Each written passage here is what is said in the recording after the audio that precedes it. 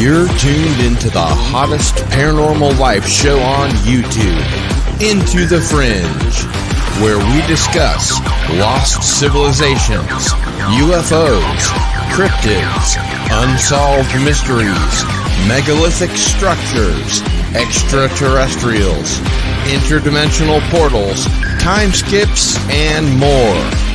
Don't change that channel, because now you are leaving the mainstream and entering into the fringe. Greetings, followers. It is I, Cardinal Sin, and I would like to welcome you to episode 39 of Into the Fringe. And tonight our guest is Dawn Ecker, who is a researcher, writer, communicator currently living in the Los Angeles area, serving as the former director of research and media liaison for Ufo Magazine for 20 years. Ecker is an internationally renowned investigator of the UFO phenomenon. A former law enforcement officer and criminal investigator with over 10 years' experience, he brought legitimacy to a field that has for years suffered being painted with a fringe brush.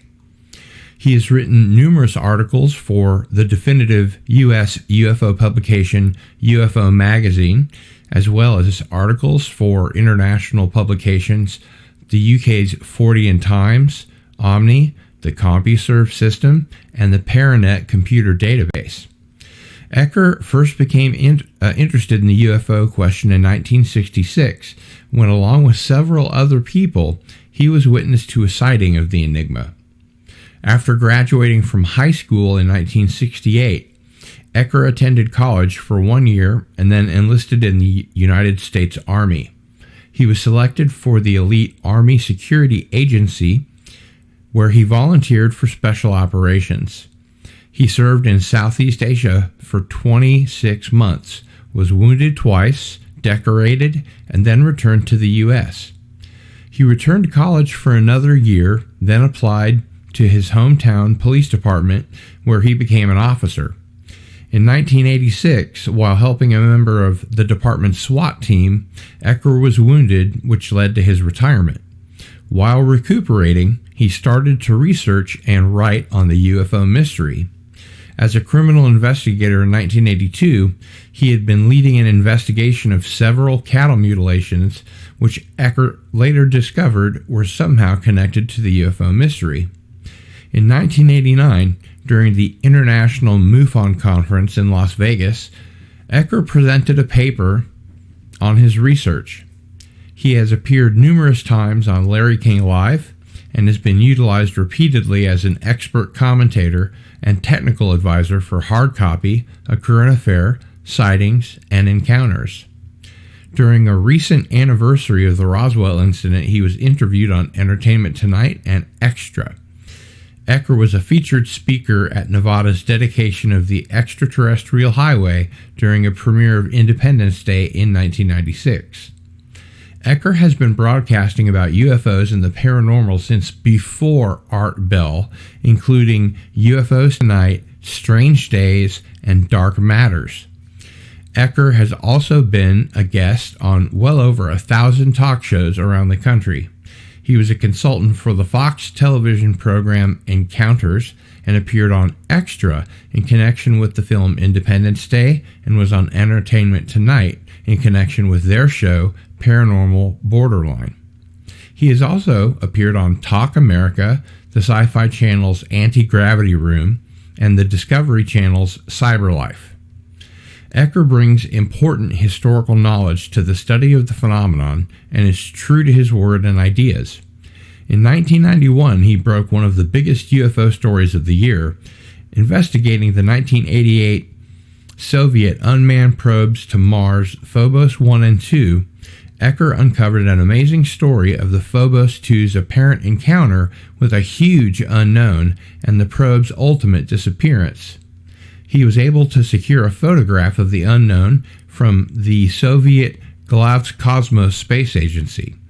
He was asked to appear on Hard Copy and Larry King to talk about this incident where he revealed the photograph for the first time. In 1992, Ecker brought to public attention the amazing story of STS-48, the Discovery Shuttle mission, photographing UFO enigmas in Earth orbit and the drastic maneuvers the unknowns took when something appeared to shoot at them. Ecker was a police officer and investigator with over 10 years' experience and former MUFON State Section Director and investigator. He has written articles and been published in numerous national and international publications. He has also been a resident book reviewer for Ufo Magazine, where he has displayed a critical and insightful in-depth analysis of various new works in the UFO field. In 2014, Ecker was hired as a research producer for Robert Kivit's special Aliens on the Moon, The Truth Revealed. In this special, Ecker presented photographs of what can only be artificial objects on the moon, which he found in the NASA archives. Ecker continued PR and personal appearances for Paramount's film Fire in the Sky and 20th Century Fox's Independence Day. He was also asked to sit on the panel being held in connection with the opening of the renamed Highway 375 to the extraterrestrial highway that straddles Nevada's legendary Area 51. Along with stars from the film and Nevada Governor Bob Miller, Ecker was asked to lend his expertise to the project.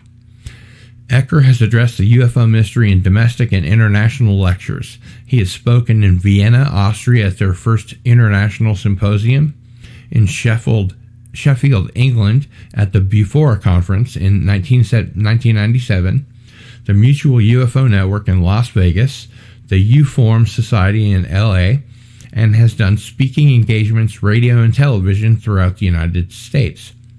He recently completed a great novel, in my opinion, titled Past Sins, that is published by Gateway Publishing. The novel is currently under consideration by a major production house for a movie or television series.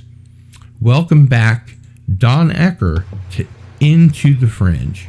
Well, Cardinal Sin, it's once again a pleasure to be here. Thank you. The pleasure is all mine, my friend. I do want to ask if we'll be doing any giveaways of autographed UFO magazines, or if we should stick to into the Fringe T-shirts instead. I have issues that I can be more than happy to contribute. Sure. You have issues. Yeah, well, I have that too. We all have issues. Yeah, I have issues of UFO Magazine. I can contribute another 3. Okay, great. So if you want to contribute 3 and autograph those for our audience, I'll go ahead and kick in a shirt or 2, and we'll just have everybody wins giveaway.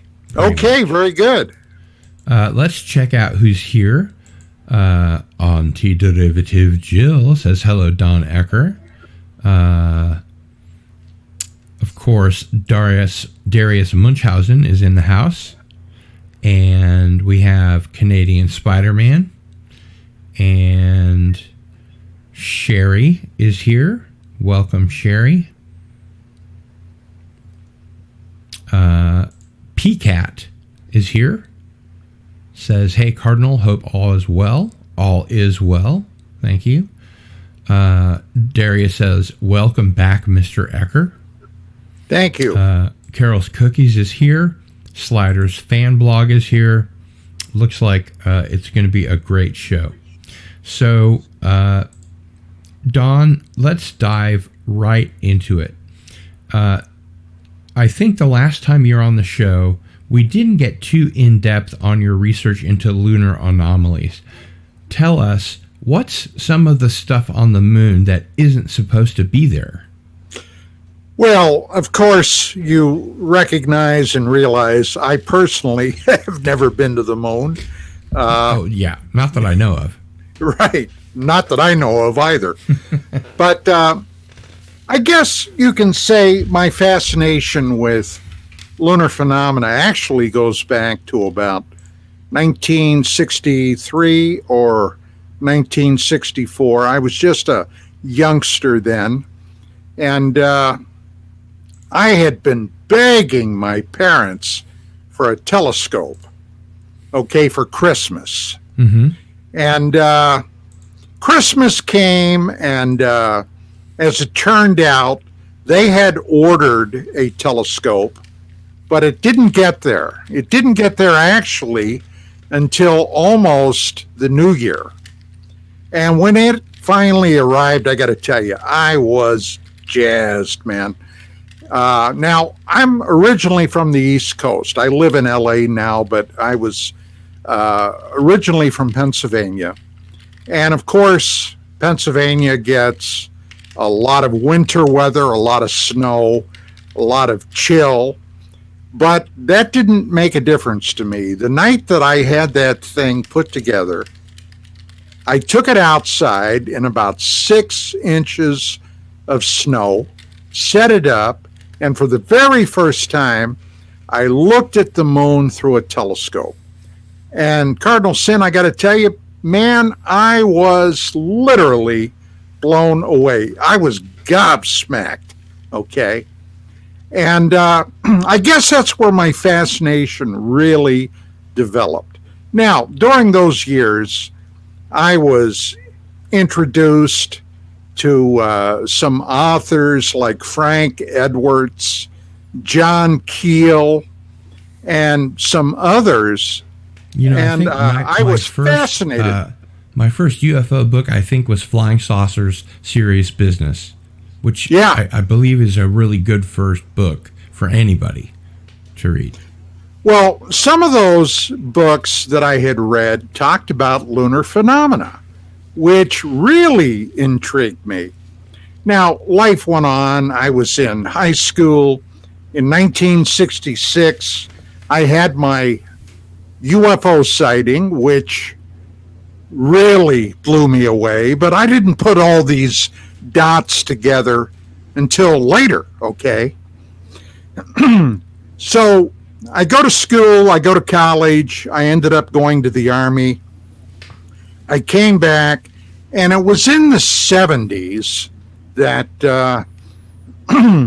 a guy by the name of George Leonard wrote a book, and it was out, and it disappeared almost as quickly as it had appeared, called Somebody Else is on the Moon. Now, at the time, I was not aware of it. Actually, I didn't really become aware of it until the late 1980s. And by then, I was involved in UFO investigations, and I interviewed a guy that came on my first radio show about lunar phenomena, and George Leonard. He turned me on to George Leonard. Well, I found a copy of the book, and I read it. And, buddy, I was, once again, gobsmacked. This guy was a science writer, had an in with some scientists at NASA during the Apollo program. And of course, the Apollo program was the program where we ended up landing astronauts on the moon. Well,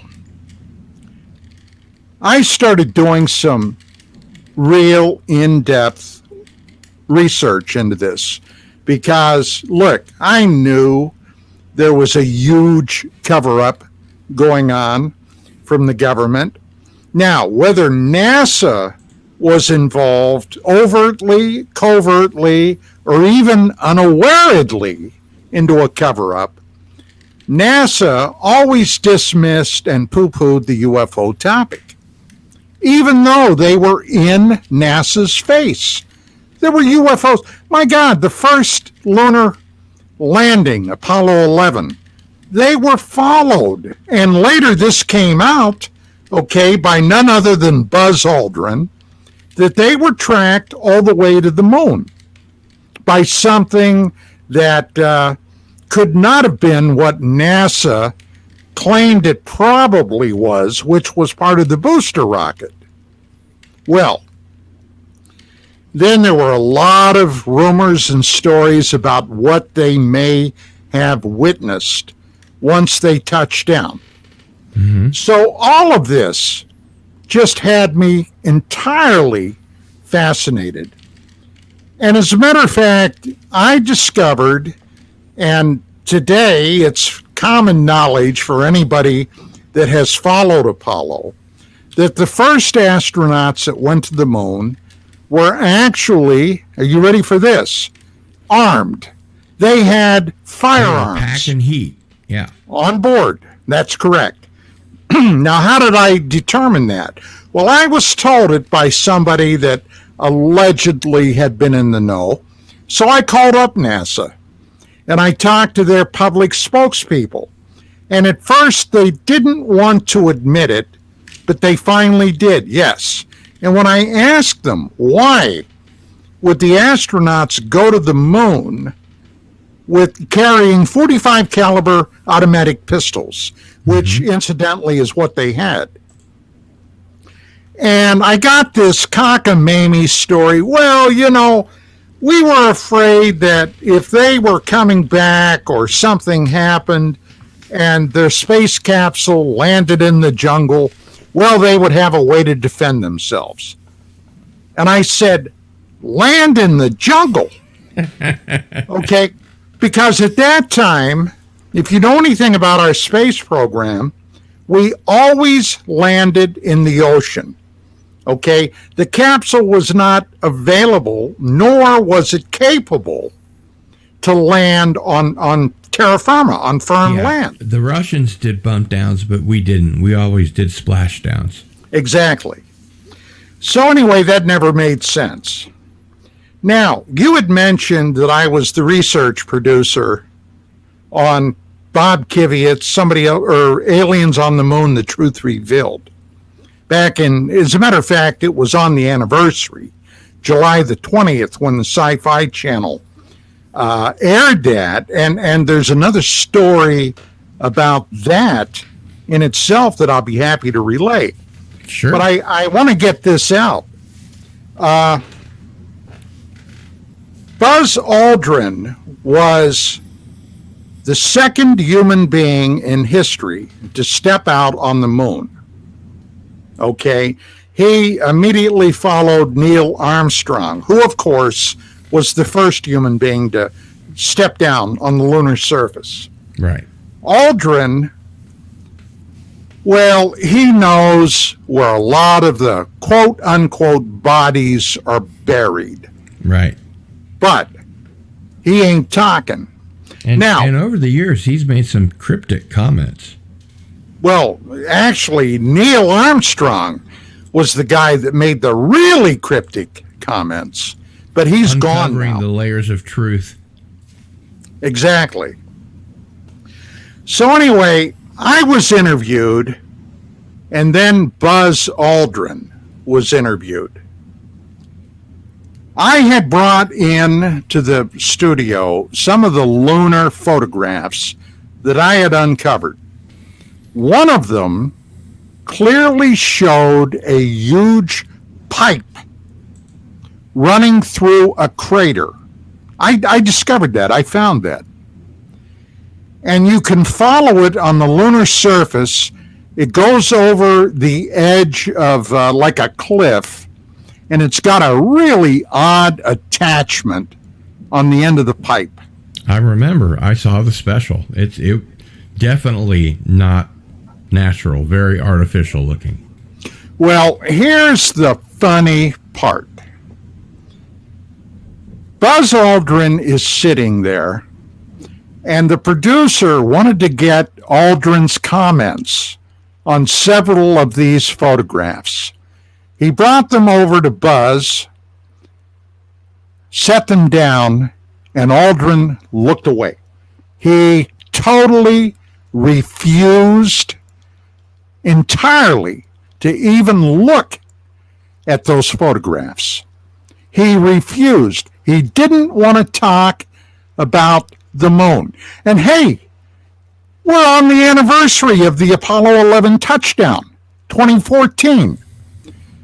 That was correct me if I'm wrong. That was the anniversary when the only machine that could play the tapes that they made went missing, that they'd stored and kept clean and working, made sure they knew where it was, and then on the 40th anniversary, no one could find it, right? Right. Well, the only thing that Buzz Aldrin did want to talk about was Mars. He wanted to talk about that obelisk or whatever that strange structure is on the moonlet of Phobos. Yeah, it's huge. I mean, it cast a shadow that I think made it look like it was several miles high. Yeah. I don't know what in the heck it is, but there it was. But as far as the moon, the number 2 human being that was actually on the moon didn't want to talk about it. Now, Cardinal Sin, that was strange. Weird. But anyway, to get back to Lunar Anomalies, when I found out about George Leonard's book, and I got a copy, I began reading that. And I'm out here, I'm not very far from JPL. Okay? Jack Parsons Laboratory. Yeah. So, to give you an idea, and although this in itself has nothing to do with the moon, but it does Mars, one of the scientists that works at JPL was a neighbor of a good friend of mine, Dwight Schultz, you may know from the A-Team, Star Trek. He played Reginald Barclay on Star Trek. And on Voyager and The Next Generation. Yeah. Yes, had been a co-host with me on some of my radio shows for a number of years. And Dwight came to me one day, and this would have been probably about 2001 or 2. It was right around the time of the Twin Tower attacks in New York City. And he said, "Hey, you're not going to believe what I was just told." And I said, "What?" So he mentioned his neighbor. And he said, "We were talking about some UFO stuff." And Dwight was a big fan of material on the UFO topic. And he said, "Do you know that JPL has discovered water, liquid running water on Mars?" And I said, "You're kidding." He said, No. I said, "My God, is that going to be a great, news blurb? Everybody has been asking about, is there water on Mars? Would it be possible to maintain life there?" Years went by, and they never released that until quite a few years later. Now, that also, my cop instinct went crazy. That also made me go, "Oh, my God, that's weird. Why would they do that? What are they always looking for, Cardinal Sin? What is it that NASA, JPL, Houston, what are they always looking for?" Money. Water. Money. They're looking for money for their research. Well, my God, if you come forward and you say we've discovered water on Mars, wouldn't you think that would spur some additional cash so they could get there to start looking for this? What does water mean? It means potentially life. Well, and also, especially on the moon, it means a supply of drinkable water that, colonists could potentially use and live there. And not to mention, manufacturing rocket fuel. Yep. Water Cracking that is stuff used into to that. hydrogen and oxygen. Exactly. So anyway, back to the moon. So I start doing some real in-depth lunar research. I haunted the libraries. I went out to the bookstore.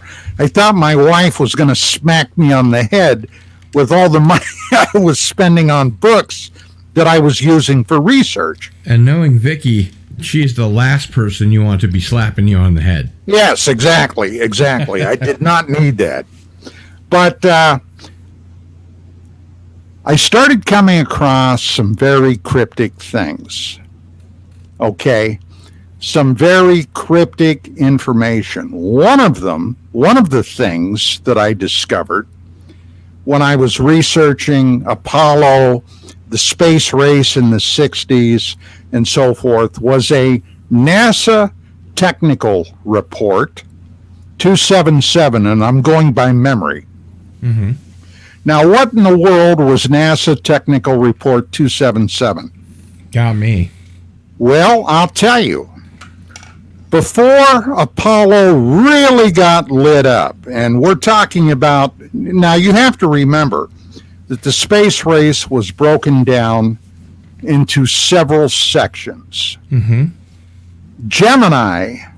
The Gemini program was where we first launched dual astronauts into orbit. They knew at that time, probably, once we were actually going to the moon, that we would have probably 3 astronauts.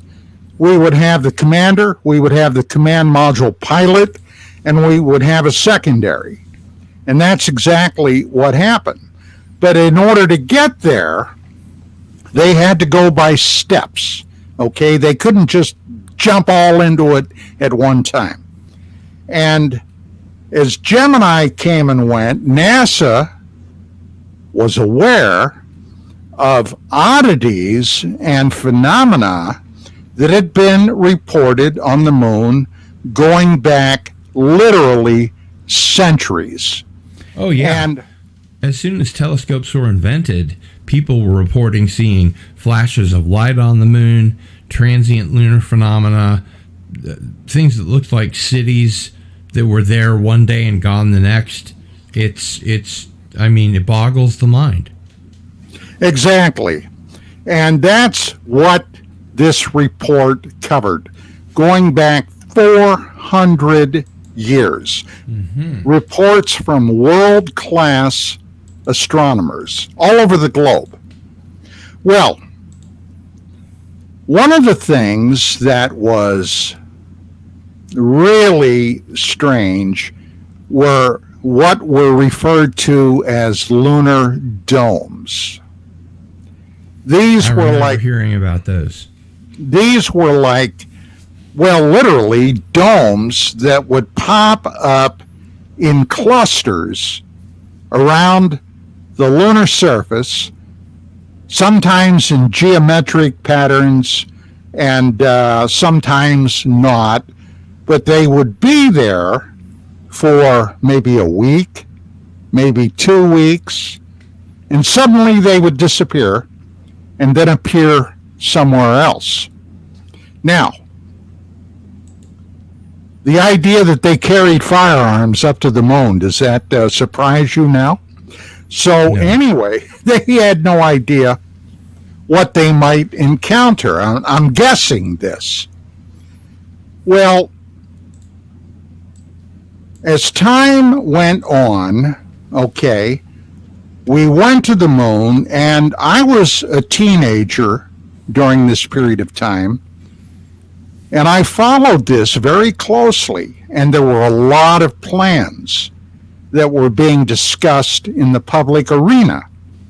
For example, colonies up there, manufacturing processes up there. And remember, at this time, we were in a breakneck race with the Soviet Union, the Russians, because they were trying as hard as we were to get there first. Maybe a little harder, actually. I think that they said that Yuri Gagarin was the first man in space, the first man. He was a national hero to the Soviet Union, but I think he was actually not only the first astronaut or cosmonaut that went into space and was safely returned to the Earth, but there might have been a cosmonaut before him that was successfully launched into space and did not make it back. More than one. More than one. More than one. The Russians lost more than one. They may have lost the first female cosmonaut in space. There have been a lot of rumors about that for years. Her transmissions. Yes. So, at any rate, they get up there, and the rumors began. Allegedly, some ham radio operators were able to also track the flight up there and were able to tune in. NASA had code words that they used, certain code word, and they would flip the conversation to an encrypted channel. To the medical channel, as I recall. Yeah. However, these ham radio operators allegedly were able to follow along. And the big rumor was that Neil and Buzz observed craft on the rim of a large crater. Huge craft. Close to where they touched down, that allegedly were observing them. Now, did that happen? I have no idea. Only they could tell you. Armstrong is dead. Aldrin is not talking. And if I'm not mistaken, I believe the command pilot just recently passed on. What was his name? Mike Collins? Michael Collins, I believe. Yeah. That's too bad. Yeah, so at any rate... he wouldn't have seen anything anyway, but... Is that... Well, actually, he did. He On did. The moon? Yes, while he was in lunar orbit. What did he saw flash. As a matter of fact, it made newspaper reports. He was flying over certain areas of the moon where he claimed he witnessed flashing lights coming from the surface. Wow, I didn't know that. Yes. So, and of course, he would have known that they weren't the flashing lights from anywhere near the landing site. No. Now, here was the thing. There is one part of the moon that we can never see from the planet Earth. And that is the rear side, where the moon is tidally locked into an orbit around the Earth. And we never can see the rear of the moon, or what we call the far side of the moon. But if, in fact, there is a presence up there that is not of Earth, that would be the ideal place to have it. Right. And I have photographs of one of those areas called King's Crater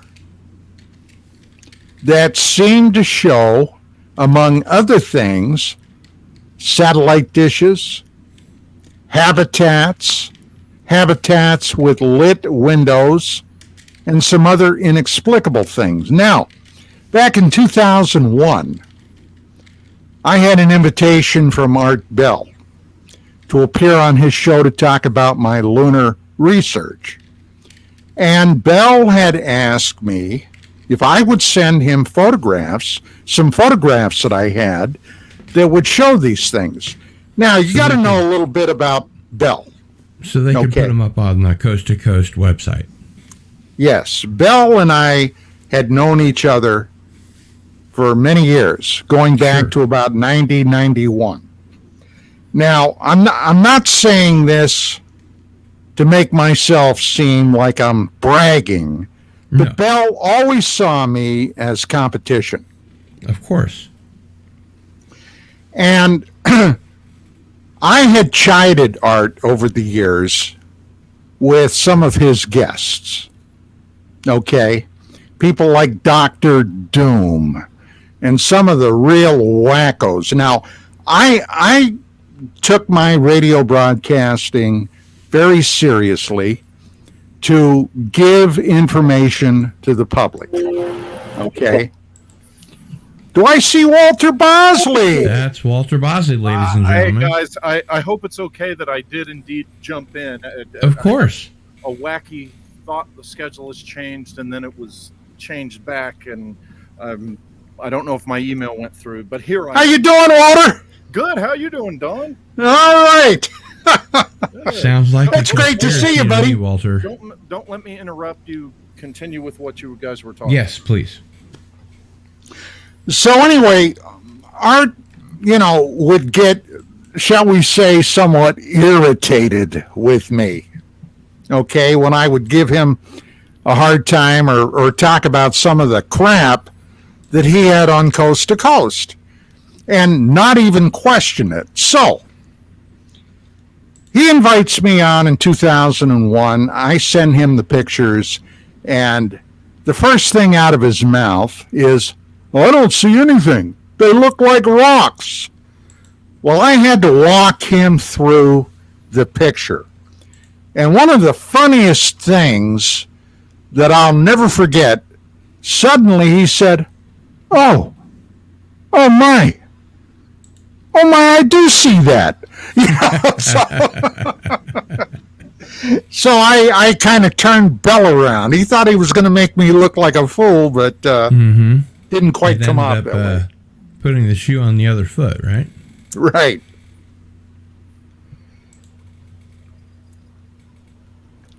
So I'm just showing off some of the merch that we'll be giving away at the end of tonight's show.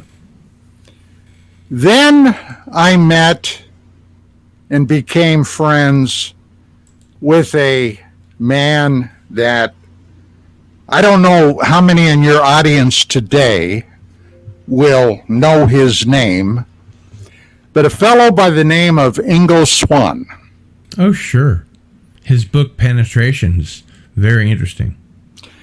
Swann is the man that developed the protocols that enabled the Department of Defense, the CIA, and I suppose the No Such Agency outfit, NSA, right, to remote view. Okay, he goes all the way back to Stanford Research in the very early 70s. Now, if you were around in the late 50s, or if you're familiar with the history, you will remember the furor that hit the United States with the so-called missile gap between us and the Soviet Union. And everybody freaked out. The Russians were sticking satellites up in orbit, and our spacecraft, our rockets, were blowing up on the pad, okay? And the big fear, of course, was they were going to stick an H-bomb on those rockets, and they could nail us, ICBMs from outer space, and we couldn't do anything about it. Well, in the early 70s, there was another furor that hit in certain quarters. The phenomena furor, where the Russians had been doing psychic, well, I guess the best way to say it is warfare test, psychic research, okay, into propelling and projecting their mind. Well, there were two people at Stanford then that were major stars in the psychic warfare thing. Swann was one of them. The other, and I probably should temper my speech about this. The other one was a double agent who was highly gifted, but he was a secret member of the Church of Scientology. And everything he was doing, he was feeding to the Scientologist. Now, how do I know that? Well, later on, the FBI raided Scientology. They were up to some, I don't know, Walter, would nefarious things be the right way to go? Yeah, you could call it that. Yeah, some nefarious things. And they found these reports that had been fed in by this guy into Scientology. But these guys apparently had the ability to remotely view, project their mind. To give you an example, in the late 70s, we had probes on the way to Jupiter and, out into the solar system. Swan remotely viewed, long before the probe got there, what was happening, in these in our solar system, these far-off destinations. So the guy was real. Now, I spent about 5 hours with Ingo out here in Burbank. We went to an Italian restaurant over there, had a dinner, my wife and I, and Ingo and somebody else. And let me tell you what, that was a dinner I will never forget. And one of the big things, Ingo was fascinated with what I had been doing with my lunar research. And I was fascinated with his book, Penetration. Yeah. And, some of the stuff that we discussed, I wished I would have had a recorder of some type. I would almost kill to have the transcripts of that night in front of me. Well, we have your memory to go on, Don. You sure? Well, it's got to be better than mine. I promise you that. Yeah. But anyway, Ingo basically remotely viewed what can only be described as an extraterrestrial facility on the back end of the moon. Now, I'll never forget, we're sitting there, over this scrumptious Italian dinner, and he was relaying what he saw in his mind's eye as he was RVing this thing. And he described it as he was looking at a scene that seemed to be encompassed by, I'm going to use Star Trek technology, a force field of some type.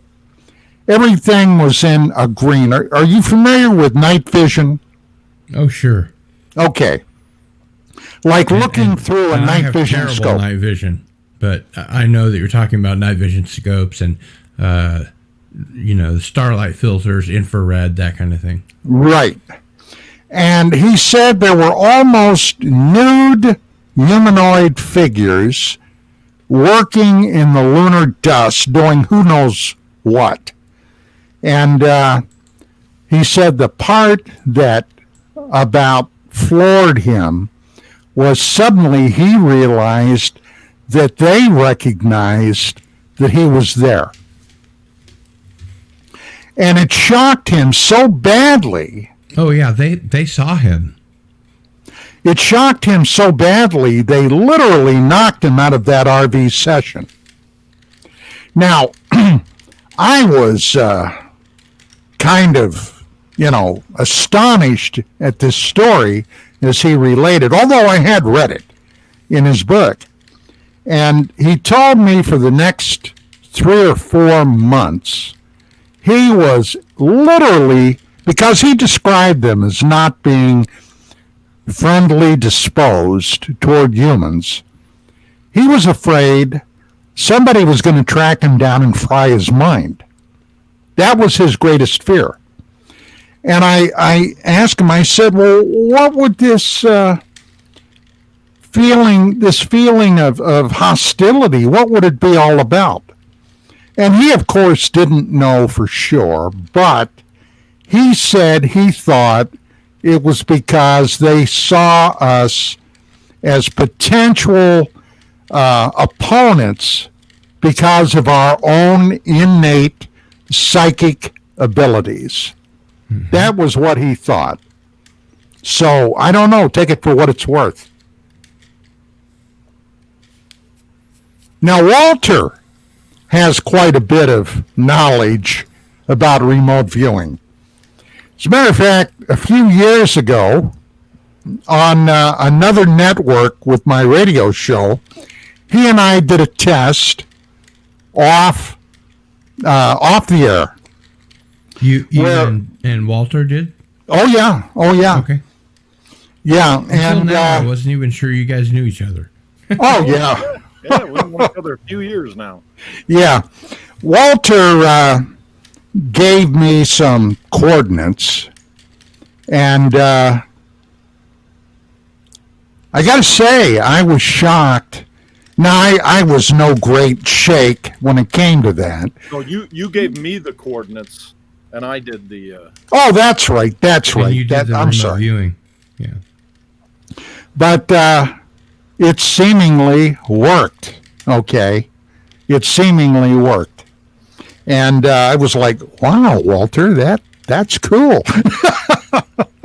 It can be. It gets your attention particularly when you first learn it. Now, honestly, there's more than one method out there you can learn, and there's reasons for that. But the method I was taught, I came to wonder if the phase where you're training, it has to do with the ideogram. The ideogram is that first little thing that you draw, right, as you pretty much start your session, and you let your hand do this thing, this squiggle. Well, what I noticed pretty quickly into it was all of my ideograms, that initial ideogram, look exactly alike, essentially. They're all the same, starts with a big point and then, a few arches, and then it wavers off. And each of the test images that you're simply given coordinates for, that you're supposed to be viewing, when you get to see them, you're amazed because your ideogram technically is supposed to have the shape. That initial thing you do is supposed to have a hint of the shape of what the thing is, or something that's in there. And I noticed when I went back that, wait a minute, all the test targets when you're training have a pointed kind of feature to them where your squiggle is going to apply to each of them. And I wondered, my cynical side wondered, okay, was that by design to get you to say, wow, this really works? Okay, that's what the cynical side says. But then there's the other side. Your skeptical side, you mean, not cynical. What's that? Your skeptical side, not your cynical side. Well, that too. I've seen you side is that somebody always on your show, ladies and gentlemen, by the way, the great Walter Bosley has his own YouTube channel. You should definitely check it out and subscribe. It's called the Walter Bosley Channel. So it's very easy to remember. There it is. But please continue.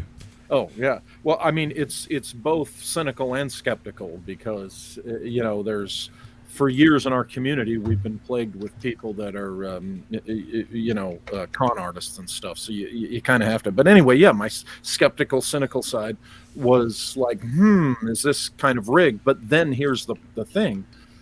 You experience enough other things as you go in it farther that it is legit. You're wondering, you wonder yourself, how did I do that?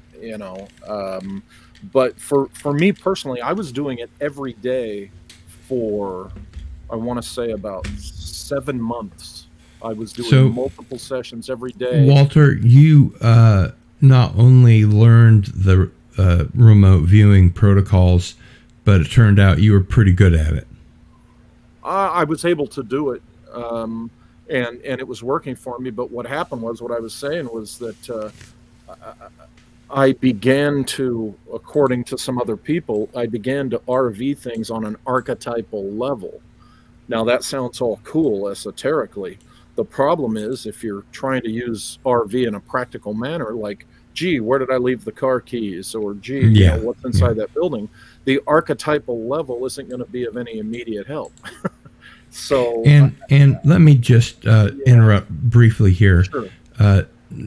For you guys to be able to answer my question, I've heard that remote viewing has been described as an innate human ability that anyone can do if they put their minds to it and they're serious about it, and that it's kind of a lost art, if you will, that people in the ancient world used to be able to do all the time, and then we just kind of forgot about it. Is that more or less correct?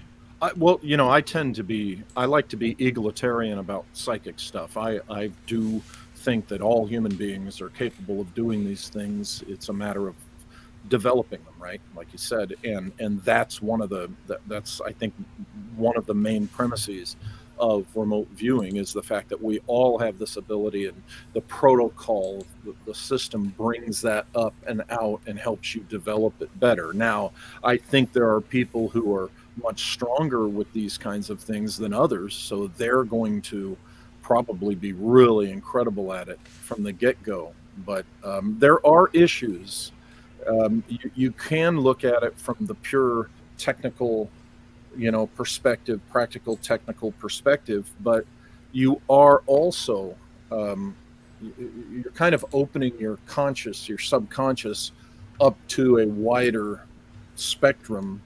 And just like the potential dangers and problems with channeling, you could open yourself up to something you might not want to or might regret through remote viewing. I could see that. So there's that caveat. If, you know, when I talk to someone that's interested in trying it, I'm like, hey, just be aware that you need to be careful what you're opening the subconscious to. Mm-hmm. Because when you look into the abyss, sometimes it looks back. Yeah, and there's things out there that may not like you or may want to have lots of fun at your expense. That's an excellent reason why I will not have a Ouija board in my house. Yeah. Agreed. That is something that, and over the years, I've encountered, not a lot, but a number of cases where apparently people fiddling with those devices ended up wishing they hadn't. Yeah.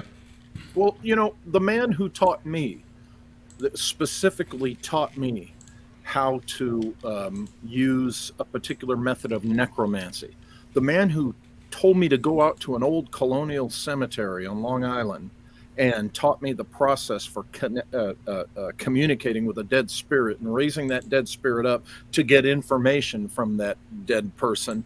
This same guy is the guy that told me to not ever fool with a Ouija board. So think about that. A guy that will tell me to go talk to dead people in a cemetery, even he said, stay the hell away from a Ouija board. So to me, that's saying something. Yeah.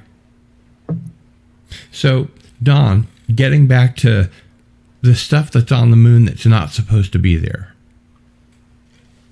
Well, via remote viewing. Exactly. Well, not only remote viewing, but photographs that were taken from not only NASA sources, but ground-based astronomers. Back in the 50s, there was a very unusual photograph that was taken by an astronomer, which seemed to show a Celtic cross that was lit up, okay, like a searchlight, that ended up appearing in the Harvard Astronomy magazine. Are you familiar with that, Walter? The way you described it as the Celtic cross, I think, yeah, that one does sound familiar. Right. It sounds like a Almost like it was prestigious not a journal lightning for rod, something but like that maybe to be in. Had energy in it. Right. So, I mean, over the years, there have been a lot of strange things that have happened in and around the moon, not to mention that what Swan indicated to me. Now, of course, this is not the same as a JPL or a NASA or, a Houston-based photograph or something coming back from a lunar orbit. But in I believe it was 96, something else happened that was, well, on the surface NASA, but it wasn't. It was the Department of Defense. There was a program called the Clementine Program. Mm-hmm. Mm-hmm. And as a matter of fact, Dr. John Brandenburg, who's been a friend of mine for over 30 years, okay, and he and I had many conversations about this, was the administrative aide to the director of the Clementine mission. By the way, Don, I have to give you mad props for your wonderful segue into Dr. John Brandenburg. Oh, well, okay. Well done. I'll take him. I'll take him. But I've heard you talk to him on your shows so much, and the stuff that he has to say is so interesting and so well documented, just blows the mind. oh, yeah. As a matter of fact, I just, not to get segued, but I just spoke to John about 3 or 4 days ago. He has been down with COVID. He told me he contracted COVID. But he called me from the hospital. He sounded very tired. And I said, John, I don't want to keep you, man. Get your rest. And he said, yeah, okay. He said, I'll call you in a day or two. Well, he didn't, so I called him back. And he was still, trying to get back to, still in the hospital, still trying to get back to 100%. So I'm expecting I'll probably be talking to him in the next week. But anyway. He wasn't on a ventilator, right? No. Okay. No. Well, once he gets better, if you could, give him my information, I would love to have him on the show. Okay. Sure. Now, Just as an aside. to get back to Clementine, this was a DOD mission, Department of Defense, but it was under NASA, okay? They sent up, well, Walter probably could tell you as well as I could the technology involved in some of these spy satellites. They took the equivalent of, what the heck is it, Walter? A KH, the super duper spy satellite that can be sitting up there 2,500 miles and photograph your license plate. I can't remember take a those photo details. of a dime. Yeah. Yeah. I know what you're talking about, but I can't remember the details. Well, they had one of these up there with them, and guess what they were doing? They were completely re-photographing the freaking moon. The whole moon. They took over 2 million pictures. Now, Wow. how many of those have you seen in the public arena, in the public venue? Very damn few, if any. I haven't seen any, and I have no idea how many are publicly available. Now, my question would be, and I put on my detective hat, what in the hell would they be looking for? Well, the only thing I could come up with, changes on the lunar surface. Changes. As opposed to maybe helium-3, but yeah. Well, how many photographs did they take during the space race and the Apollo missions? Okay, they photographed the moon from top to bottom. Now suddenly it's the DoD doing the photographing. That struck me as exceedingly strange, and they kept it's hush hush. Civilian agency. And today, most people are not even aware of that. They may have heard Clementine. What's that mean? Okay. Well, this was something that the DoD did, and like everything else, today it's buried. Well, isn't it interesting? You're talking about things being buried in that regard. I mean, the fact that they called it Clementine, I have to wonder, we know that Clementine comes from a very famous American folk song of the mining era about miners. So could that be some type of hint or clue as to, what they were looking for? Was there something under the surface of the moon associated with these this archaeology on the moon, as they call it? Is the moon hollow? Well, NASA reported in the 60s that when they hit the moon with some probe or whatever, remember it vibrated and rang like a hollow bell. Rang like a bell, yeah. For hours and hours and hours. And then they quit talking about that. Right. So, maybe Clementine was also looking for entrances. I don't know. It's just a wild ass guess, but this stuff is. I think it's been my feeling, my suspicion. I could be wrong about this, but I think when we do get disclosure, I really think they're going to do it through relics on the moon, relics on Mars, and that kind of thing. I think that'll be the first stage. Just like 2001, thousands of years ago. Blah, blah, blah, and here's the relics. Well, probably close to 30 years ago, at UFO Magazine, I got a call from Richard Hoagland. Richard Hoagland, the face on Mars. I mean, Mars, a city on the edge of forever. He got himself up to his eyebrows in the Cydonia controversy, the face on Mars, the pyramids on Mars, etc. And he called me up, and we knew each other. Vicky knew him from UFO Magazine. Mm-hmm.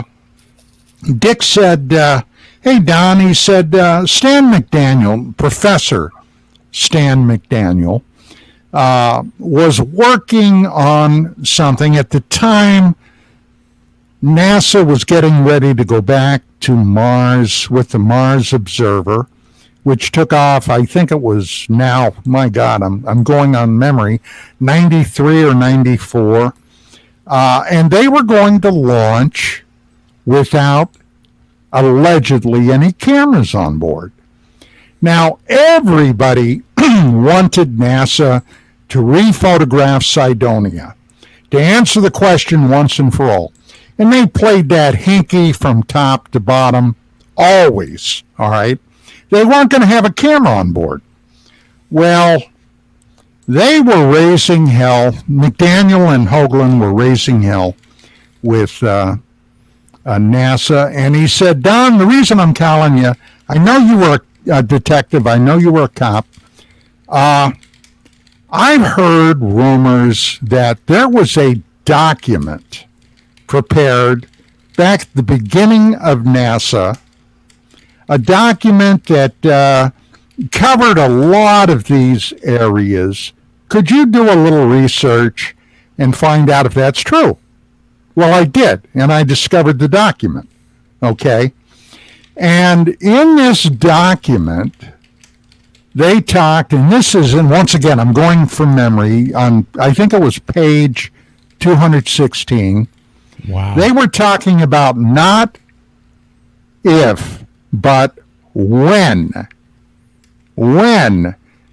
either live extraterrestrials or extraterrestrial artifacts were discovered. What do we do? Do we tell the public or not? If we tell the public, there are going to be two groups of people that are going to be adversely affected. I love the way they said that, Walter. Adversely affected. And those two groups of people... Can I hazard a guess? Yeah, and there will be... Go ahead. I'd guess those very religious people and the people in charge of the stock market. Well, you got the religious people correct. Scientists and engineers. Oh, of course, yeah. Scientists and engineers and the extreme religiously inclined people. And they weren't talking about necessarily Christian, Jewish, Muslim, sure, but people that are extreme in their beliefs. Mm-hmm. And suddenly we've got a problem. So what do? And they said that it would probably be in 20 years. Now, this document came out 61, 62. So 20 years would have been the early 80s. And here we are in currently 2021. Any idea what they decided on? How to make it work in the Werner von Braun story that they're going to use it against us. Yeah. Well, yeah. I love that song about Werner von Braun that, what's his name, wrote and sang. At 90 years of age, recently, he made his entire catalog in the public domain. I don't remember his name, but the song about Werner von Braun, I don't care which country I work for as long as I get to make my rockets, and soon he'll be learning Chinese, that kind of thing. Well, what people don't say about von Braun was a Nazi SS colonel. Yep. Okay. And when Project Paperclip brought him over, they just crossed out the ardent in von Braun as an ardent Nazi. Yeah. Then that picture of him in his uniform turned up. Oops. Yeah. Whoops. and then smile, I guess I might add. If you're a reluctant Nazi, and you're in your uniform, you're not happy about that. He's in talk about an oxymoron. Uniform. Not just a Nazi uniform, an SS uniform. Yeah. Right. Smiling. And he used slave labor in his rocket research. Yep. Oh, yeah. Oh, yeah. Nobody talks about that. They whitewashed it. And I got to be honest, that pissed me off.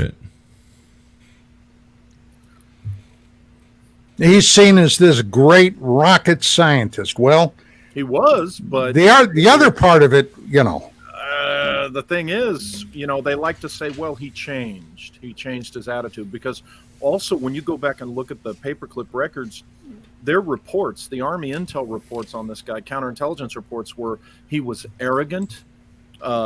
He was one of the ones behind maintaining their rank structure kind of undercover, on the down low, as we say these days, maintaining their rank structure that they had in Germany secretly, and keeping that as best they could from the U.S. But the Army counterintelligence guys, to their credit, they got that info. But so I mean, he's doing stuff like that, and let's not even go into how many Nazi fingers were in the creation of our military-industrial complex. Mm-hmm. So, and he was one of the, really, when you think about it, he was one of those Germans that helped make that happen. Our military-industrial complex, which Eisenhower warned us about, which right, some which people is now, say JFK of course, was murdered by. the military-industrial congressional complex. Yeah, and they're poster boys, the neocons, who emerged after Reagan. Let's be in a state of war all the time to maintain the American empire. I'm all for a strong America, but this empire thing, I don't know. Yeah. Well, we're kind of in a bucket of excrement right now. Yeah, we are. And let me get just a tiny bit well, hell, I'm going to do it anyway, but just a tiny try bit. not to get too political on the show. Yeah, but here's something to think about. Okay. This is something to think about. You know, I've been watching the controversy on a woman's right to choose, abortion, life, etc., going back now over 45 years. Okay? The abortion question. And if you talk to anybody, especially in public media, they will say it's a woman's right to choose. Mm-hmm. I got no beef with that. None whatsoever. I feel the same way. Who am I to tell a woman what she can do or not do? But on the other hand, alternatively, today, this vaccine horse manure, they're telling you you've got no choice but to get the shot. You want to keep your job? Mandate. Yeah. Get the shot. You don't get the shot, Is that in go California? home. Oh, sure. Is that what you mean? So- I mean, it's not nationwide or anything. What, the mandates? Yeah. The administration's trying to make it nationwide. As goes California, so goes the nation. So the bottom line is, if it were up to me, now, in all full disclosure, I got the initial shots, the 2 shots back in March and April. Okay? I'm vaccinated. So, there it is. Am I getting the booster? No. I'm not going to get the booster. Okay? It was sold to me originally as, you're now vaccinated, you're cool. So if I were on that precipice right now where they're telling me you got no choice, if you want to keep your job, you get a shot, my body, my choice. Okay? That's the way it should be. It's funny how suddenly my body, my choice has not changed the minds of the people that think about it for abortion purposes. When it comes to guys, and they tell the guys, by the way, if you get COVID, you have a much increased chance of erectile dysfunction. That changes things. But you know what they're not talking about in any quarter? Where in the hell did this virus come from? China. It came from China. And nobody wants to remind the Chinese of that. Well, there's things going on that explain these other things that, unfortunately, we're just going to have to. I look at it like this. It's like 2017 in ufology. There's a critical mass. There's enough people that are buying into it that there's really nothing you can do about it. We now have to ride out the impact that 2017, everything changed since the New York Times article and the Tic Tac nonsense. But Walter, there's as now far as I can tell, as far as I can tell, after that Above the Fold article in December of 2017, and the videos that leaked out, which had been out there anyway since 2004, nobody batted an eye. It was just like life as usual. The only people that nothing changed. The only people that thought that there was any kind of disclosure happening were people that were already in the UFO community. Yeah, but there's enough voices out there that, oh my God, everything's changed. It's similar to the thing with China and the COVID thing. And this is my opinion. Many of you might disagree, but from my perspective, oh God forbid you have an opinion that people disagree with, Walter. Yeah. Don, you might have a similar perspective, but from my perspective, ultimately, we're going to look back and see these years as the lead up to what became the next major World War conflict. Mm-hmm. What's been going on now is espionage and the various things that lead up to what eventually leads to war. And actually, when you're playing with things in a lab, like a virus, and it gets put out there in a population, I'm in that camp that to me, it looks and feels like an The intentional CCP. act. Yeah. The first volley of fire, so to And speak. funny how quickly China was able to respond to it and how long it took them to tell the world what had happened. Sure. Coincidence? And so that's Or where we're at. strange true fact. It's called communism, Chinese Yeah. communists.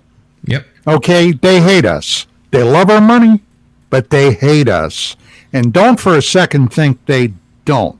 Hey, look, I fought Chinese volunteers in Vietnam. Okay? Yeah. Chinese volunteers volunteer my ass. Now, the bottom line is they want to overtake us. Nikita Khrushchev said it best back in the late 50s, the early 60s. Bang We'll his bury shoe you. against the... Yeah. And you know how they're doing it? From within. Currently, from Yeah. within. And that's where the whole woke thing comes from, which I was stunned to discover. But my good friend Ivan Ivanovich, that's his nom de plume, but he's very well educated, very intelligent. He showed me and connected the dots for me about how all of the woke stuff that's infected our pop culture can be traced back to the CCP. They're the ones that have organized this whole deal. I mean, we're talking about major multinational corporations, Disney, CBS, etc., the BBC. Some of the good news is the BBC had Doctor Who taken away from them because Russell T. Davies is coming back, who started the show again. And he and Julie Gardner, who is the executive producer of the reboot of Doctor Who, and Russell T. Davies formed their own company and called it Bad Wolf, and they wrested control away of Doctor Who from the BBC. So it might actually get good again, which for me is great news because it's been my favorite show since I was a kid. Anyway, please continue. Well, but that's reflective of, Hollywood shakes at the knees every time China doesn't like something, And when I see China that, said, it's like, wait a minute. no more Marvel movies, and then we put out Shang-Chi, which didn't go over there at all. Hollywood used to pride itself on going counter to some authority, telling them they didn't like what they put Of out. course. And now, of course, they I'll tell you, Chinese dollars. I'll tell you a little secret about Hollywood. Back in the early to mid 30s, they kowtowed to the Nazis in Germany, Berlin. They had a big, Nazi Germany, or Germany, was one of the places they sent their films. And they danced to the Nazi tune, which is kind of funny because at the time, there were many people that adhered to the communist ideology in Hollywood. Okay? There were Reds in Hollywood. Lucille Ball McCarthy belonged. era, right? Well, no, that was later. Lucille Ball had been a member of the Communist Party. I Love Lucy. Okay, later she dropped it, but all that came back to haunt a lot of people during the House on Un-American Activities business that happened in the early 50s, Right. which has a curious UFO tie-in. Yes, it does. But Does also, it? it's interesting this came up is I posted just last night. I've been doing readings from various sources, and I Which I've been watching and listening to, and I think is fascinating. It's great Thank stuff. you. Yeah, I last night I read the conclusion of M. Stanton Evans' book, Blacklisted by History: The True Story of Joseph McCarthy, and I'll tell you, parts of it will break your heart. And parts of it will seem quite resonant to the style of character assassination that people on the left love to do. Well, yeah, and cancel culture, in my opinion, is the worst form of bullying. But, another thing, I think that the whole situation that's going on with wokeifying American pop culture coming from the Chinese Communist Party, makes total sense. They will do whatever they can against us. Walter, having been a AFOSI counterintelligence operative, you know better than any of us how many ways that they will work against us, politically, economically, with the pop culture wars, and ways that I haven't even thought about. Psychologically, psycho-emotionally. There you go. Where do you think this ongoing theme of love your fellow man, don't destroy the fragile planet, missiles are bad, that started with the contactees in the 50s, and where do you think that came from? Our authorities, our military leaders and our national security leaders at the time back then suspected this sounds like some KGB socio-political game playing, and that's exactly what it was. Like today, when you see a current star act all dramatic on an interview, we've got to be stewards of our planet and love each other. It's like, okay, we've been hearing this for decades, and I'm not saying the idea in itself is bad. Of course, you should be good to your fellow man. Nobody wants the world destroyed in a nuclear war. My point is, the theme has been hammered, particularly at the ufology community, for decades, and the source of it is questionable, because I don't for a minute think it's from space angels on flying saucers. But that's something that, when you go back in UFO history and you look at what these government documents and the government authorities and military and national security were concerned about, they were noticing that theme was trying to foment a desire for disarmament in the American people during the Cold War. So obviously the Soviets had a stake in getting the people to, be for disarmament. But now, in the modern day, I believe you said this, Walter, correct me if I'm wrong, that everybody's all Russia, Russia, Russia, but Russia can't really do anything. It's all about China. Yeah. And I like to remind people, Russia has not been the Soviet Union for 30 years. Okay. You got these people who, although it's being run by a strongman that was a KGB guy first. Yeah. Well, and interesting that, the evil Putin, if you look more closely, it's similar to what I learned about Napoleon Bonaparte. Gosh, when you look closer at these people, they're not the evil bugaboo that their opponents make them out to be. And so it tells you more about the people slandering them than it does anything that the slanderers are saying. Well, what scares me right now, and I'll tell you, I am concerned about it. The United States, right now, our military is not in good shape. It's not. Even though they've spent more and more and more money on their budget, it's becoming increasingly politicized. Yeah, this SJW. It's not like it was when you were serving. Right?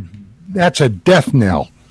Yeah. And China, the communist Chinese have been flexing their muscle big time. And all you have to do is look at what they've done with the ports all over the world. They've done this Lend-Lease operation with ports to different countries, and they'll say, your port isn't secure, it's crumbling.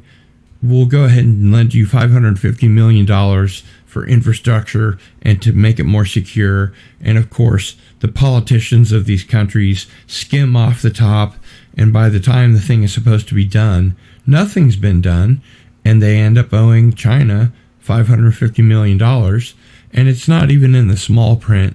It says right there, if you don't pay us back within 5 or 10 years, depending on which port it is, it becomes our property. They now own 21 ports all around the world. And while they don't own the Panama Canal, they do own a lot of the support services around it. On both ends. Right now, Taiwan is breathing heavy. Oh, yeah. And if something unforeseen were to happen, okay, with our current administration, I have my doubts that we could mount a successful defense It's of scary the to think Taiwanese. about. At least we have the Gorn, Walter, right? We have the what? We have the Gorn. Oh, If nothing else. Gorn. The Gorn, yes. Yeah, I agree with Don. This is where I'm concerned. I'm about, if I had to put a number on it, I'm about 75, 80% certain that the next world war, so to speak, is going to be China versus whoever stands up to them. Well, I saw a bit of John Pilger's documentary about what the United States has been doing and provoking both Russia and China. And we have, when I say we, of course, I mean the government, we have literally, with a string of pearls, ringed around China more tightly and more tightly, to the degree that it is provocation. And we've done the same thing on the border of Russia. We've moved up our, anti-missile missiles and troops and etc., which breaks one of our treaties with them. How long can we expect to go on like that, provoking these, you never want to poke the sleeping bear, right? Right. That's exactly what we're doing. Well, I've told people it would behoove us with this issue with China. We need to find a way to be friends with Russia, okay? Because they're right next door, and if we get into it, it would be great to have Russia and the other nations of Southeast Asia that are on our side, and India, to kind of be there at the front on all sides. But when when our leaders are wanting to demonize the Russians, I could see Putin saying, deal with it yourself, Yeah. when it happens. Or whoever, by the time it happens, who's ever running Russia by then. But I'm kind of leaning towards it's inevitable, a war with China, one way or another. One of the Chinese sayings or curses, I'm not sure, I don't remember which one it is. May you live in interesting times, and boy, do we ever, right? Well, they used to say I heard this some years back. Don, you probably heard this, that we need to worry when the Chinese military exchanges their sneakers for boots, for combat boots. Meaning that's, we need to watch for those signs of real readiness. And because they used to, remember, their boots used to look like sneakers. They were like kind of faux boots. And, the stuff their Navy's been doing with these fabricated Encroachments, islands or whatever, it's scary, which leads back to UFO world, and why I'm sorry. I suspect this whole Tic Tac episode has been showing off some level of defense technology that the Chinese will understand, no matter how many UFO fans will say, ET, we couldn't. And how interesting is it that no one else has seen these things except the military? Well, somebody put out a video the other day. I don't know if it's legit, but it was in Michigan, and it allegedly shows a fairly clear image footage of what looks like a Tic Tac. But somebody, I believe Mick West, made a point of saying, it looks suspiciously mundane, like, something, not out of this world. And think about it. When you're in the Great Lakes region, where are you? You're right up there by Canada. And look at the history of advanced classified aviation development that's associated with Canada. Okay, so Yeah. should it really surprise us that someone would see something like that anywhere near Canada? It shouldn't. Meaning, if it's our technology. But I think that's what this whole Tic Tac thing has been about. Well, speaking of China, we were involved in armed conflict with the North Vietnamese Communists for close to 15 years. And the North Vietnamese were receiving equipment, munitions, all kinds of stuff from not only the Soviets and their satellite nations, but also the Chinese. Now, that was curious because for 2,000 years, the Vietnamese people and the Chinese have been bitter enemies. Now, when ideology came into the equation, however, all past sins were forgotten. Well, interesting usage of past sins. Yeah. We got out of Vietnam totally in 75. And just a couple of short years after that, how many of you remember the bitter war that broke out between North Vietnam and Communist China? They had a hell of a war going on, 78, 79. And quite frankly, the North Vietnamese stomped their eggs for them, the Chinese eggs. Well, then they got things patched up for whatever thing. But when you talk about the other nations in Southeast Asia, all of those people are breathing heavy when you're talking about Communist China, because China would love to come in there and just take it all over. Yeah, traditionally, Thailand has been no big fan of China. Is my understanding, at least on the level of the people, and that's why we need to be doing those countries right, because if we get into it, we're going to need them, and everyone, like Don was saying, everyone that China gets in their camp is going to be a problem for our side when this happens. I do want to make a quick announcement before we go on to our next topic or continue. For our giveaway tonight, you can enter at the URL on your screen. And we're going to give away 3 signed UFO magazines from Don. And thank you very much for that. And I will be giving away 2 Into the Fringe t-shirts. And I want to show them. I'm going to make myself big here real quick. And you have this wonderful, very nice design, very nice t-shirt. And of course, you have the URL on the back. So these are priced at basically little to no profit. As a thank you for being a walking billboard for my channel. And we also have the white design, which also has the URL on the back. So if and when you win, and you have to be in the chat to win, I'll be asking for which type you want and your preferred t-shirt size. And we'll also, exchange information. I'll get your email address for the winners. But I wanted to go ahead and mention that.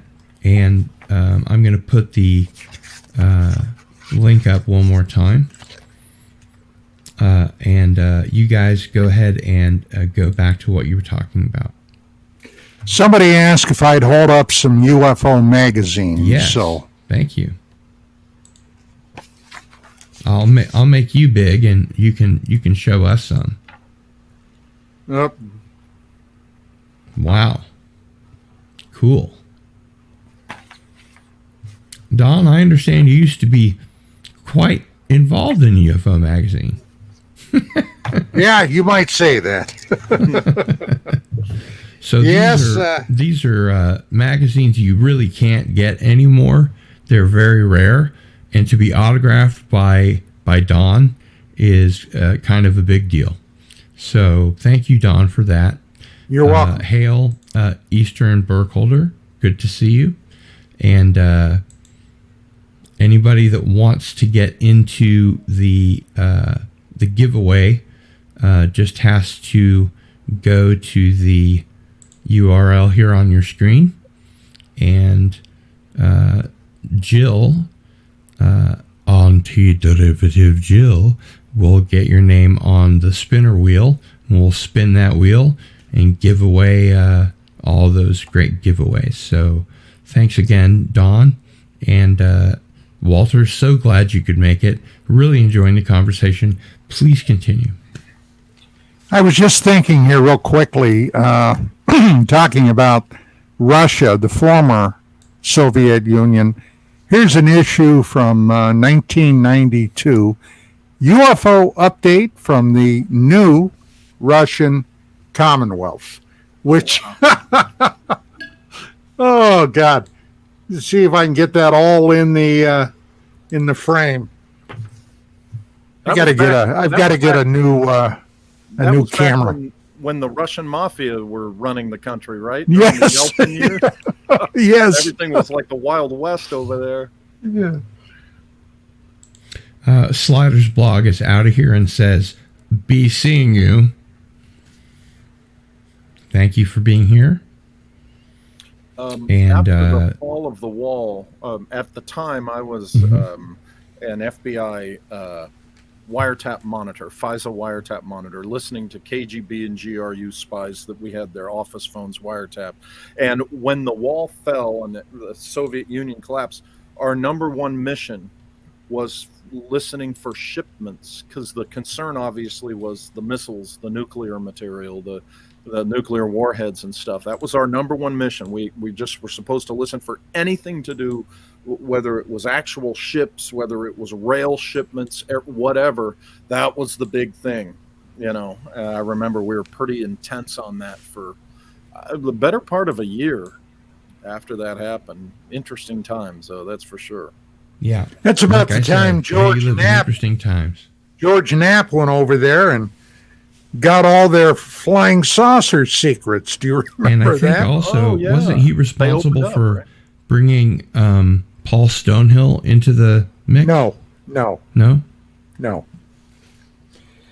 No, Paul had been over here a long time. He had gotten out of the Ukraine years before that, had been a correspondent. I knew Paul, God, I'm trying to remember when we first met very well. And he had been down in South Africa doing a lot of stuff. Of course, at that time, there was a lot of conflict going on. Places like the former Rhodesia and some of those, the country had fallen apart. The black nationalist movements were taking over, and it was a pretty crazy time. It's very interesting how much people can learn from tuning into the fringe about things that aren't really fringe, that were covered up or forgotten. But yeah, you make a very good point on. Well, sometimes you find that things themselves that aren't in the fringe, on the fringes of those things, the weird stuff, the weird stuff can be there. Like, look at the stuff, Don, you know this, the weird stuff, PSYOP stuff that the CIA was doing during the Vietnam era, getting into those.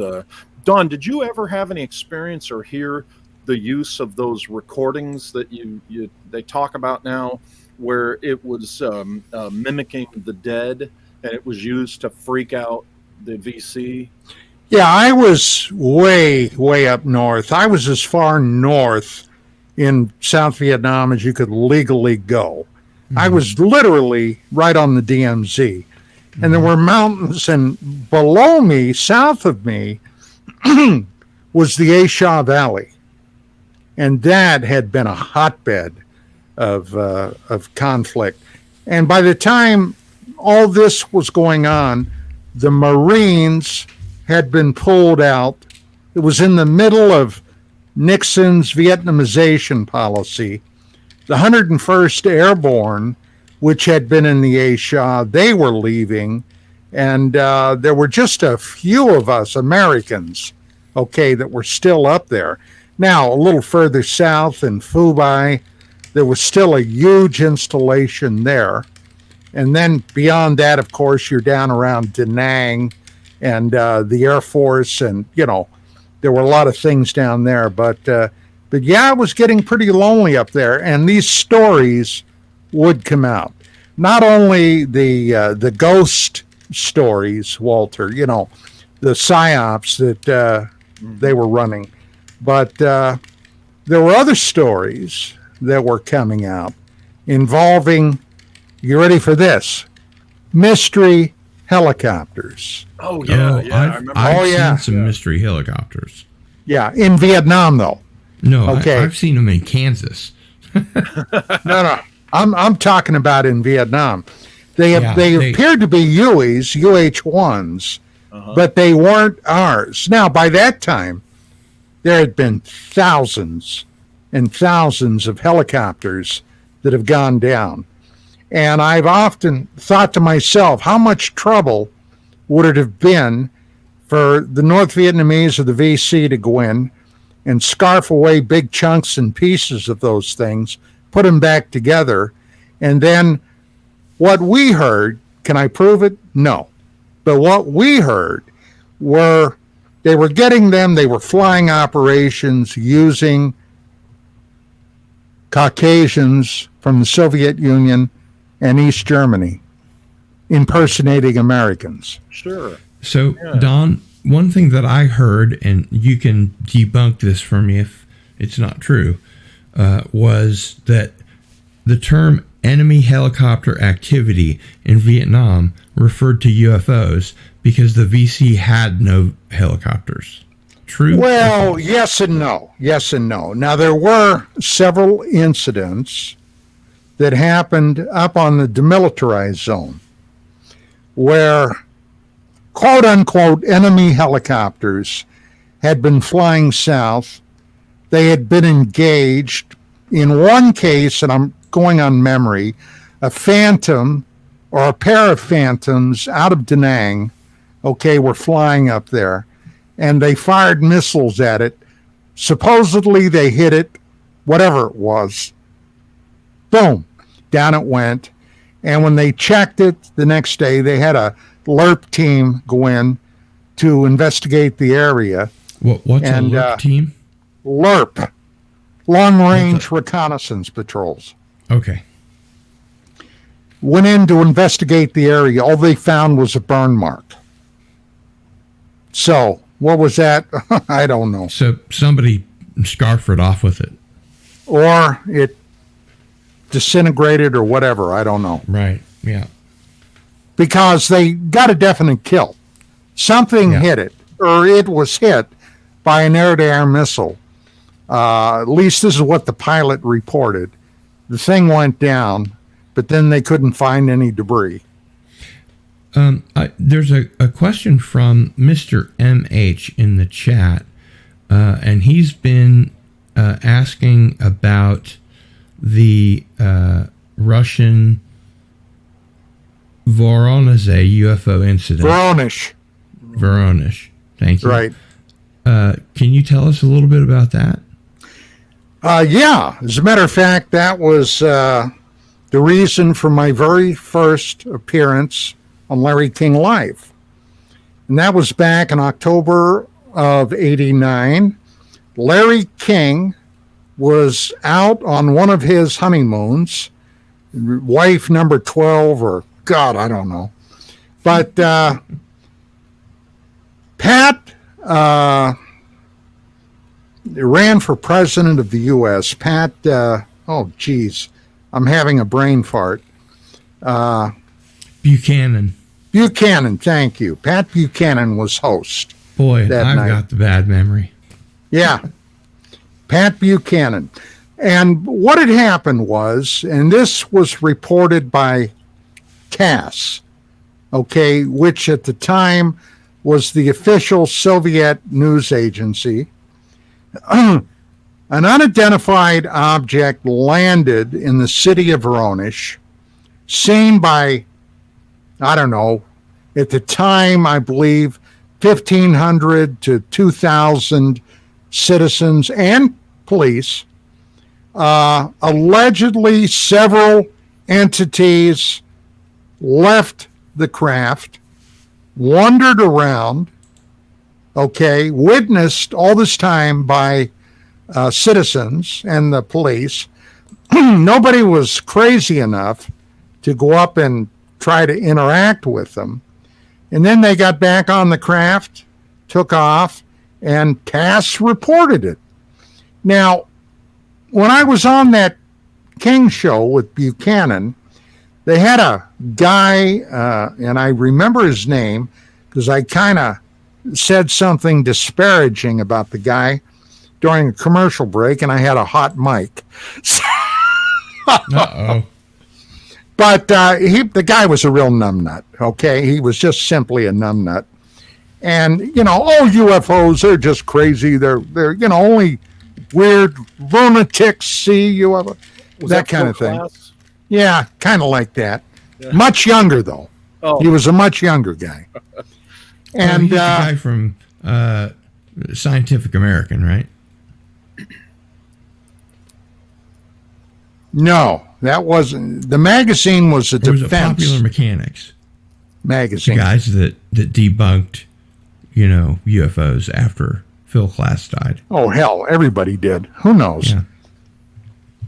But anyway, and at the end of that show, I hit Buchanan, and of course he talked about uber neocon. He went into orbit. I said, look, Pat, do you realize that General of the Army Douglas MacArthur, in his last public address that took place at West Point, addressing the graduates of West Point, the new cadets that were becoming officers in the Army, warned the military that, and I'm paraphrasing, at some point they might be faced with a threat from outer space. Mm-hmm. And Buchanan went insane. He said, I have that thing at home. I have that speech on my wall at home. And I said, well, you better check it, Pat. He said, I don't remember that. I said, well, I wouldn't make it if I could. Hey, by the way, here. And I had a copy from West Point I had gotten from the historian. And I said, I can read it to you. And we were out of time. Oh, right. Well, we'll talk about that some other time. Oh, sure we will. So I got lambasted by people from every quarter, including MUFON. The editor of the MUFON Journal, I'm forgetting now the guy's name, said I could, in his editorial in the next MUFON issue, I could see ufology going down the tubes when Ecker made that statement. And suddenly he got snowed under by people from all over the country that knew about that speech and wrote in and said, this is exactly what MacArthur said. So I guess in a way I was vindicated, but oh yeah. Yeah, I think that speech has been published numerous times in its entirety, right? I mean, yes. I didn't think there was any question that he had said that, but that's kind of funny, the response you got from Buchanan. Oh yeah. Well, Pat Buchanan, he's not one to talk in polite company about flying saucers now, Walter. Yeah. Yeah. Flying saucers.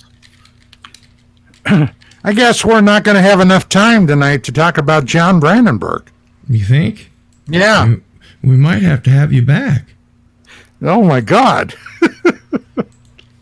And I have to say, having you both on is a real treat, and it's the largest audience we've had on Into the Fringe for a long time. So thank you both for being here. It really means a lot. Well, it's And a real treat for me to be on with Walter, to tell you the truth. We haven't. With being on with Dawn, thanks for letting me jump back in. I was going to be on, then I didn't think I was going to make it, so I appreciate you letting me jump back in. So, well, now I'm going to tell a little secret. Uh-oh. Can I tell a secret? Sure. Dark Matters Radio is coming back. Really? Yes, on the great. Unix, the Unix network, and Walter, we're going to do a show real soon, pal. yes, whenever you let me know, we'll make that happen. Awesome. That's We awesome. will That's coming back. publicize the heck out of it here. And speaking of publicizing, welcome to Antiderivative Jill. Hello, Jill. Hello there. How are you? I'm doing well. How are you doing? Great. We're in the midst of greatness. Yeah, clearly. This is a really fantastic, fascinating content. for me. Doesn't get a lot better than Don Ecker and Walter Bosley, does it? No. But everyone, please do subscribe to the Walter Bosley YouTube channel. I shortened it a little bit there so that people can actually type it in. Jill, we're gonna It's also spin the wheel here pretty soon. It's right. LY. Oh, I apologize. Well, I just, in case they're trying to type it in like that, they probably won't. Right. That's all. No big deal. I never noticed that, and I hate it when people get my name wrong. So, my apologies, sir.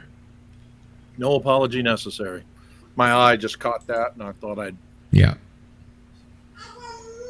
Well, and I did go to your channel and get the actual URL and put it into bit.ly. So if people follow that, or just type in the Walter Bosley channel in YouTube, they'll find their way.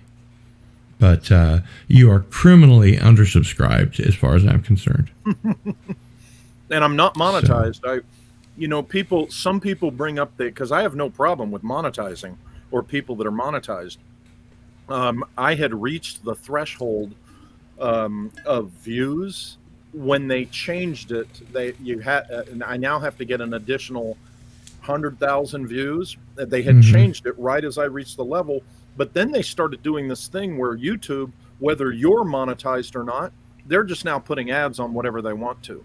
Oh, so not only that, but a friend of mine that I wasn't aware really followed my YouTube channel said that he was watching, a program after it was live. It was a replay. And he noticed while he was watching that I lost several thousand views all at once. And I'm not monetized either. I just celebrated my 500 subscriber milestone. And for small channels like ours, Walter, several thousand views just getting lopped off by YouTube doesn't help. Doesn't help. It's them just throwing because people assume, oh, you got ads on your thing, you're monetized, you must be making a bunch of money. It's like, I'm not monetized. They just do that now. And the first check that you get after you're monetized is like $30. Right. Yeah, I haven't seen one of those yet. So it hasn't registered that the monetization is supposed to be for you, so they get one more check for themselves. Yeah. And then they get you coming and going. We don't need to talk about YouTube. That'll take us into hour 3 easily. And we're at 1:55 already. So Jill, let's go ahead and make sure everyone's had a chance to get in that wants to get in. I'll put the URL back up there if I can find it. And otherwise, Jill, the wheel is ready. if you can find it before I do, feel free to highlight it. Highlight what? The giveaway URL. Oh, right. Okay. I just, for some reason, am not seeing it. Super Blubberpuss mentions, I saw a UFO around the U-2000, the triangular TR-3B.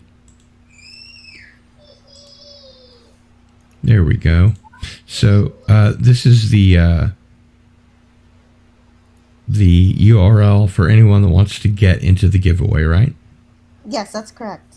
Okay. So we've got about 3 minutes left. So if you're not on that wheel yet and you'd like to be eligible to win for the giveaways, please go to that URL and put in your name.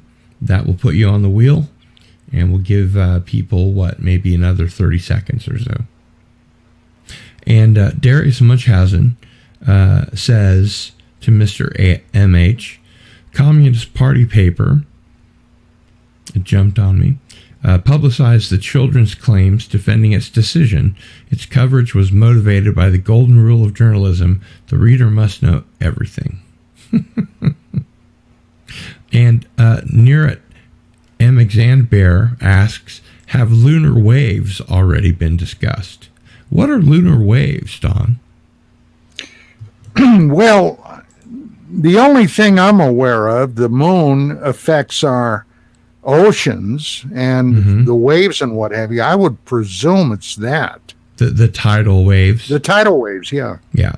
Or it could be, is that the thing, somebody saying that line that people claim swipes across the moon, and they claim that might be it. The moon's not real because of this line or something. It's a hologram, right? Yeah, but it's a hologram. Maybe they've seen the Truman Show one too many times. I don't know. Yeah, or one of the moon hoax movies. Actually, there was a really good moon hoax movie that was put out a few years ago about a couple of young guys that I think worked for the FBI. Stop me if you've heard this one before. But they are responsible on almost no notice for putting together something that makes it look like we went to the moon when we didn't. And it was a really fun movie. It was very funny. It was totally tongue-in-cheek. But it was a lot of fun to watch. Is that ringing the bell for either of you guys? Nope. Where can we see it? If I could remember the name of it, I'd have to Google it, which I'm capable of doing. I apologize for the verbification of a noun. I hate it when people do that. Oh, yeah. I hate it when they do it to myself. Yeah, I hate it when I do it myself. I don't mind it so much. Let's see.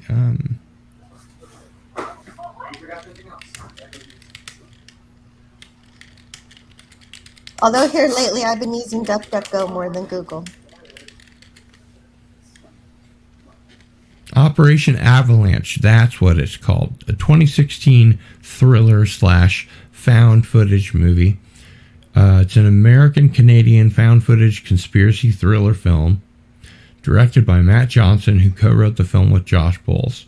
I can highly recommend Operation Avalanche wherever you can find it. It says you can play the trailer on YouTube. You can watch it for free on Vudu, and that's all it says. So you can also buy the DVD from Amazon. Very fun movie. About an hour and a half.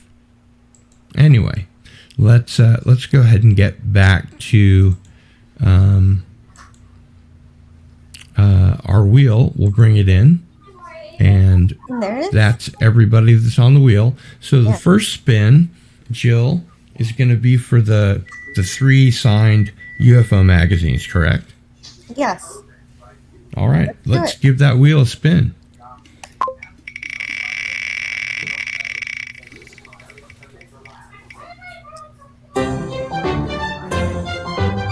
Oh, Mr. MH, congratulations. A repeat winner, I must say. Congratulations.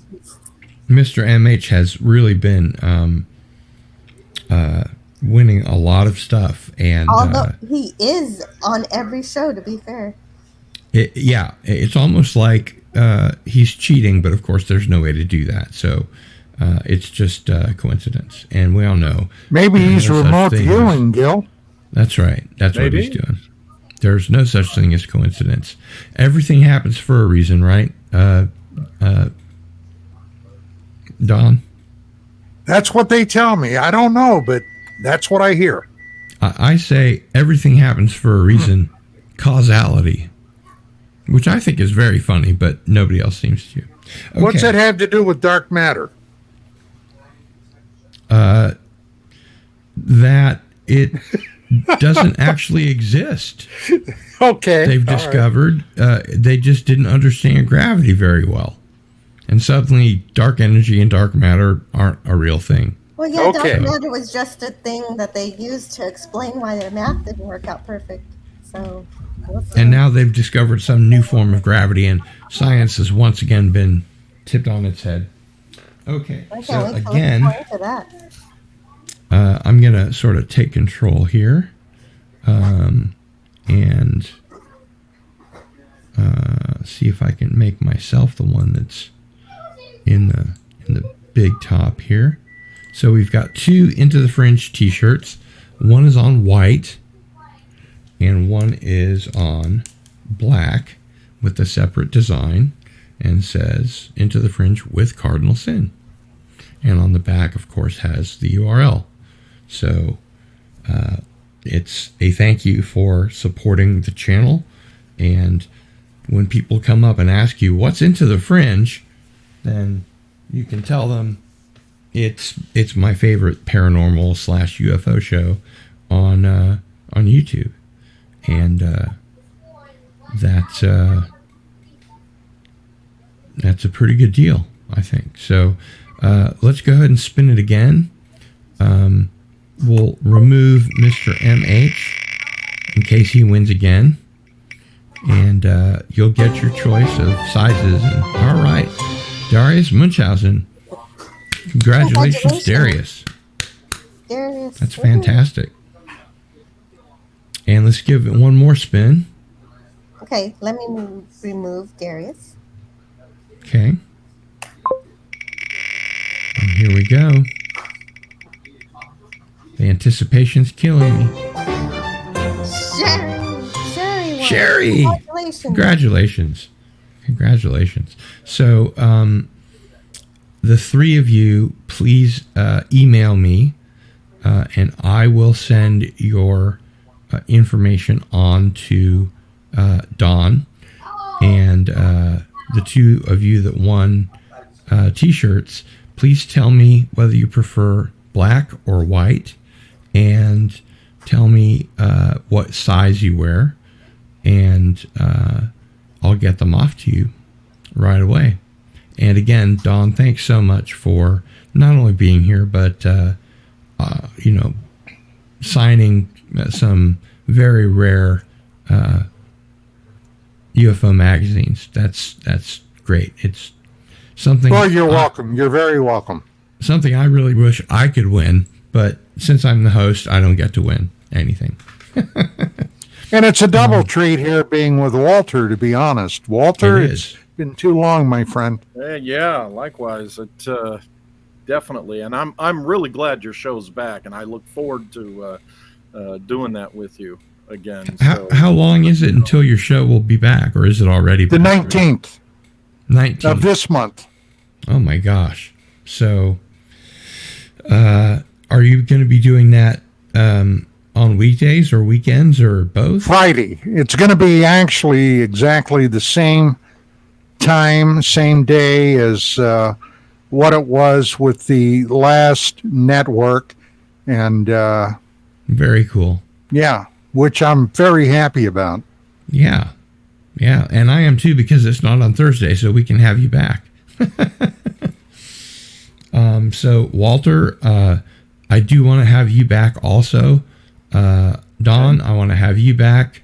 Hell, I'd like to have you back again, both, because it does promote some really interesting conversation. This has been a great show. I really want to thank everybody in the chat, and of course our guests, Don Ecker and Walter Bosley, for being here. And Jill, is there anything you want to say to take us out? I don't know. Just keep watching the skies and pay attention. There you go. Keep watching the skies. All right. Okay, you'll send me those the contact info for the winners, right? Absolutely. And Walter, let's be in touch about when you can be back on, because I'd like to have you back on and really delve and do a deep dive into some of your research, your newest book, maybe do a giveaway of Secret Missions 5. Is that it? Sure. Yeah. Yeah. That's the new one. And we've promoted your YouTube channel. And Don, we've promoted the show that you're going to be doing again. But you can't tell us what network it is, or you'd have to kill us, right? The X Network. X Network? The Unexplained, yeah. Oh, yeah. Okay. Right. With Race Hobbs. Oh, with Race. Right. Has he left KGRA? Oh, yeah. Really? Oh, yeah. I was just in a chat with him on Peter Robbins' show last week. Or somebody that was using his handle anyway. Yeah. Because he didn't reply, and usually he does when I say, "Hi, Race." So, very interesting. You'll have to tell us more about that. Okay. But not now, because the show's over. So, thanks again. It's been wonderful having both of you. I'd love to have you back together and separately soon. And good luck on your endeavors in the future, both of you. And Jill, thank you so much for all your help. I really appreciate it. And Canadian Spider-Man and Darius Munchausen, who are also mods on my channel. Thanks for keeping us safe and helping out. It's much appreciated. You're welcome. So for Anti-Derivative Jill, I don't know why I do Boris Karloff every time I say her name, but at least now she understands. I thought that was Bela Lugosi. No, that did would I be thank the you, first time. Anti-Derivative Jill. So it turns out he can do that impression as well. But every time I see her, I want to call her Auntie rather than Auntie. So it just turns to Anti-Derivative Jill. But for Jill and Walter Bosley and Don Ecker, it's Cardinal Sin, and we are out.